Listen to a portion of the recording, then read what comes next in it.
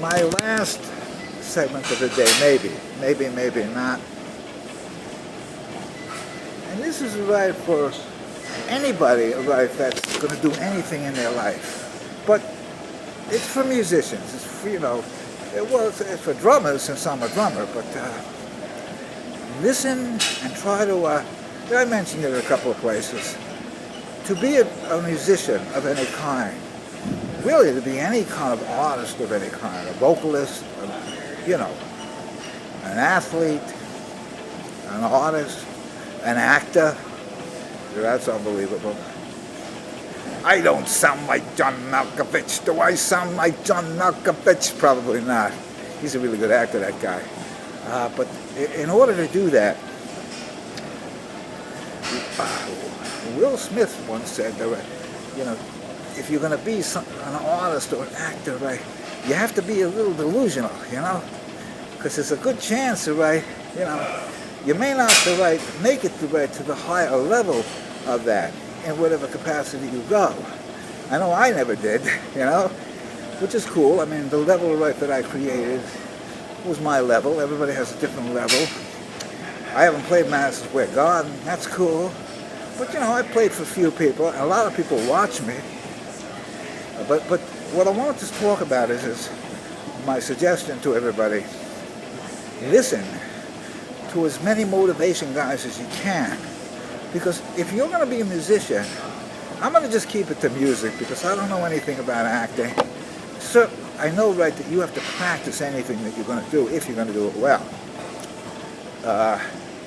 So I find, right, that in my life, I kind of started to become a student of motivation. Started right a long time ago when I was really, really young. And I discovered to write a book called Success. No, it was a magazine called Success. It's like a business magazine. But I found in the back, right, these little, there was a tape offer, right, to get Think and Grow Rich, the highlights, for free. It was, so I sent away for the tape. I think where you had to pay Hamlin or something. I listened to the thing. And that was like my first exposure to a motivational type message. By Napoleon Hill, by the way. Probably one of the first, it's almost like the Bible of motivation. And after that, I started to become really interested, and I started reading books on motivation. I read there's a Think and Grow Rich book. It was a little abstract. I didn't really understand everything, but it had some good things in it. The Power of Positive Thinking. Then I discovered a book by Wayne Dyer called Gifts from Icus. It wasn't a motivation book, but there was a story in it, right, that was very relevant, right, to living in a good mindset, so to speak. And what happened was, as I started to get, there was this company called Nightingale Conant Corporation, and they offered all these different cassette tape series. And the cool part about it back then, right, those when you had cassettes, you could send away for the program. It was usually 6 cassettes, sometimes 12, and they were by different people, and they were on different topics. One was on time management by Brian Tracy. Then I got a thing from Wayne Dyer, pulling your own strings. They were like, I had a really nice collection of them. They were thrown in the dumpster, but they're still all now, right?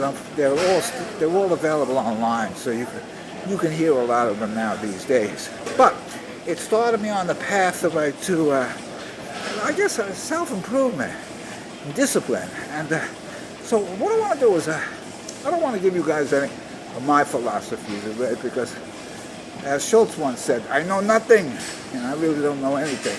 But I do know that by listening to these people, I think, right, if you go up online, type in the best of Motiversity, 2023, 2022, 2024, you'll get a feel for what I'm talking about.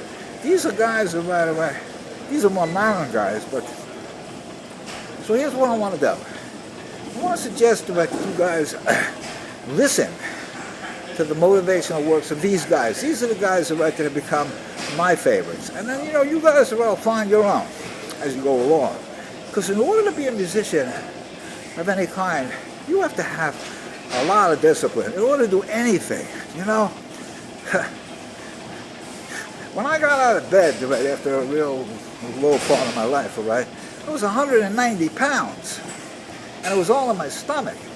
You got to figure, right, that wasn't a really good sight. I knew right there, in order right, to get that weight to where I am now, I'm like a noodle, right, about 144, but that's where I should be. But it required a lot of discipline, and I had to be willing to do what it took. And because I had the philosophies of these guys, I revisited them, I was able to do that. I mean, you know, if you have any kind of challenge and you're not willing to do what it takes, you're not going to go anywhere. This thing here, what I'm doing here, right, you think I like coming here? I can't stand doing this. It's like a torture chamber. But it lowered my cholesterol to a safe level. So anyway, these are the guys that I want to suggest that you guys either listen to or find their books, or join their online podcast, whatever. First, Jim Rohn, one of the greatest of all time. Of course, about Napoleon Hill. Brian Tracy, he's probably my favorite. Les Brown, totally cool. That guy's rocking. Tony Robbins, you know, sometimes we would joke with Donald, right?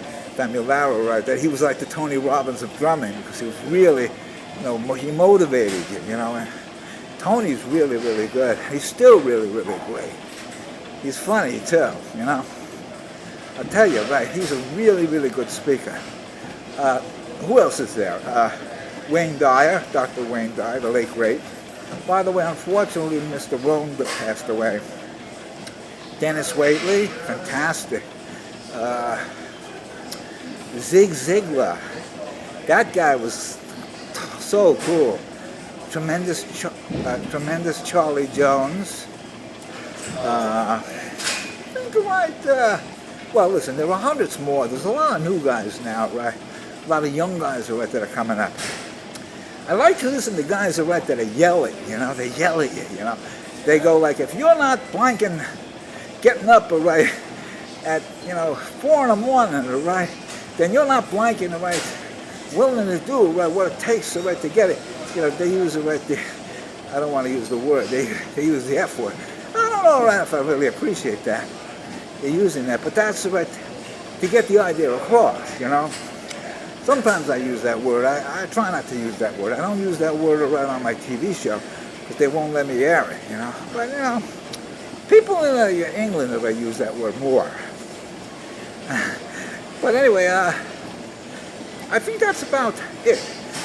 Get a collection or listen to motivation. And I think it'll sort of change, you know, the way that you kind of feel about things. What I learned, right, because I have a temper, and I definitely have a big mouth. I got a big mouth, definitely. I can definitely, but I'm working on that. And I'll never forget something that Wayne Dyer talked about. And I try to do that now, if I can. It doesn't always work, but I try to make it work, if I can. And that's, I had an experience once, right, where somebody, right, was very unhappy with the fact that I was at the gym and I was playing my music and it was a little loud, and so a lady that was really, really nasty to me said, "Well, you lower that," you know. I said, "All right, I'll lower it." And she cursed me out. She called me a blanket and something. And, you know, now I could have, right, came back to her and, you know, with an equal response. But what I said, right, was this, which is really cool, and I got this, right, I don't know where I got it from, all right, but I like it. Try it, all right, it works pretty well because this person, right, had no idea, right, what to say. She kind of like walked away perplexed. Just said to her, you know,